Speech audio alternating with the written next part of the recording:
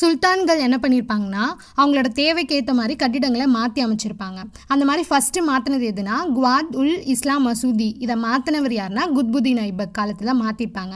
அதுக்கு முன்னாடி எப்படி இருக்கும்னா மாற்றத்துக்கு முன்னாடி ஒரு சமண மடால் இருந்திருக்கும், அது மேலே ஒரு இந்து கோவில் இருக்கும், அதை தான் மசூதியாக மாற்றிருப்பாங்க.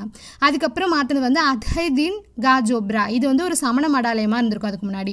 குதுப் மினார் பற்றி தான் பார்க்க போகிறோம். அடுத்து குதுப் மினார் என்ன பண்ணுவாங்கன்னா அடிக்கல் நாட்டினது குத்புதீன் ஐபக், அதை கட்டி முடித்தவர் வந்து இல்துமிஷ். அதை கட்டி முடிக்கும்போது 72.5 மீட்டர் ஹைட் இருக்கும்.